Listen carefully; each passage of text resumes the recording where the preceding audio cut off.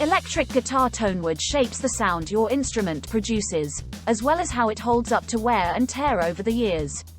Tonewoods can be soft and porous, hard and dense, and anything in between. I'm not sure how important tonewood is for an electric guitar. The differences are subtle, and I always presumed pickups and amp EQ had the most impact on tonal changes. As with any other guitar component, people are all over the map on tonewood, opinion barfing on forums. Your great aunt's opinion is that a hard man is good to find. If it sounds good to you, use it. Combining the best choices for the various parts of a guitar is an important step in choosing an instrument that is just right for the sound that a way of playing, a genre, or simply individual preference require. As organic materials, all kinds of wood have characteristic textures and imperfections like wood knots and small holes, making each instrument singular in its tonal qualities, even those made from the same wood. Like with your cousin's self-esteem, how the wood has been treated also makes a difference. Cheap manufacturers often use wood that has not dried well and thus has a significantly lower quality than other instruments from the same wood. Density, which refers to the space between the grains in the wood, is the main factor in which the sounds of woods differ. Dense woods produce sounds with greater brightness and clarity, but woods that are less dense add resonance and produce a warmer tone with better sustain. Usually, different woods are used for the body, neck, and fingerboard. This allows a player to combine desired qualities. The process of gluing different parts together is also said to make a guitar last longer and add resonance to its tone. The choice between electric guitar tonewood depends on many factors: personal preference for a certain look or feel, as well as the requirements of a certain genre. This guide introduces the best tone wood for electric guitar production and outlines the qualities that create these characteristic sounds.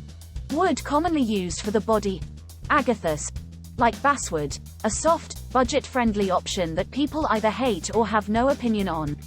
More resistant to dings than basswood.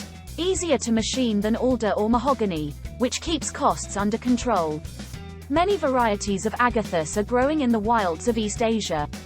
The wood can be heavy, but it's difficult to predict. You will need to heft the guitar. Many guitars are currently manufactured in Indonesia, so agathos being a local wood drives down freight costs. Agathos is a conifer, so similar to pine, but it looks like mahogany. I know this is confusing. Try to see the forest for the trees. Alder. Quiz. Alder is part of which family? No, not the Manson family.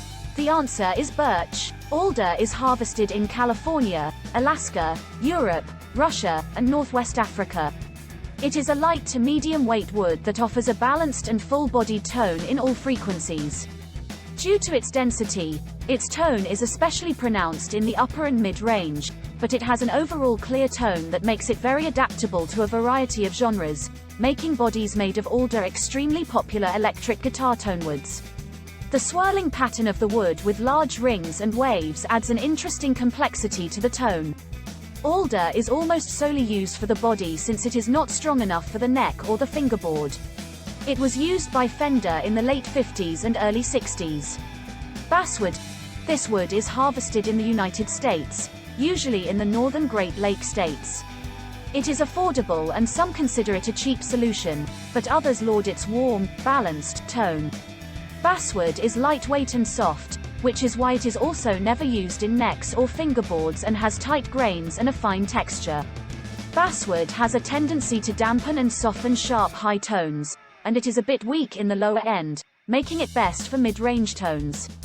My cheap guitar mod projects often involve some basswood. I like it. The only issue is that the soft wood is easy to ding. Some super glue mixed with wood dust usually takes care of it. Hard maple, also known as eastern maple or sugar maple. This wood is harvested in the northeast United States as well as in Canada. It is so hard that it is also commonly used for butcher's blocks and bowling pins, making it an excellent choice for the neck and fingerboards, too. A guitar body made of hard maple tends to be very heavy, so it's usually combined with another tonewood. Being so hard, it can nevertheless vibrate freely, thanks to the wave pattern of the wood. Unlike your uncle after a brewery tour, guitars with a maple body have a bright, clear, and articulate tone. Next is one of the most beloved hardwoods, morning wood. Not really. Koa. Koa is a hardwood from the Big Island of Hawaii. It is light and rigid, making it easy to work with during the build process. Considered one of the most beautiful tonewoods, Koa is found in multiple colors with wide grain. The effect on a finished instrument can be stunning. Tonally, Koa is warm and clear sounding, with great projection. With superior note separation, the best characteristics of mahogany and rosewood combine to make this a much sought after tonewood. Koa has been over-harvested, and supplies are dwindling, so I guess it's not the new basswood. You won't see Koa used much anymore outside of expensive boutique instruments. Koa grows quickly, but apparently not quickly enough to keep up with the beaver-like appetite of wood-hungry guitarists. Oh my god, that's bad. So sorry. Mahogany. This hardwood from southern Mexico and the upper Amazonian regions is also quite heavy. It produces a warm, mellow tone that is especially effective in the lower frequencies. Mahogany ages well, it is very stable and does not warp, and it tends to sound even better the older it gets. Due to its interesting colors that range from yellow to pink and red, mahogany is an aesthetically pleasing wood that is often used with a translucent finish. Poplar. Poplar is quite soft for hardwood and grows wildly and rapidly in North America, Eurasia, and Northern Africa. Due to its abundance, it's quite affordable. This wood offers a balanced tone, but it does not add resonance or character to the sound. Poplar has a greenish color that is mostly covered with an opaque finish. Swamp ash. Also known as southern soft ash, this wood is harvested in the southern United States. These trees have roots that grow below water level, which results in a wood that is porous and lightweight. Therefore, its sound is highly resonant, but slightly more pronounced in the upper ranges. Fender used it primarily in the 50s. Soft ash wood is creamy in color with an attractive grain pattern and lends itself to a translucent finish. For those that like denser woods, hard ash is better for brighter tones and harsher sounds. Popular woods for fingerboards and necks. Ebony. With its dark, almost black, color, this wood is often chosen for aesthetic reasons.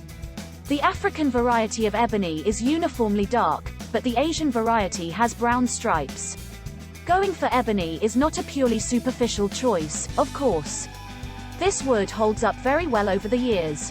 Ebony's density leads to great overtones, but thanks to its porosity it is also excellent for the lower ranges, making it an all-rounder. Maple. Another all-rounder, maple wood is popular for all parts of a guitar.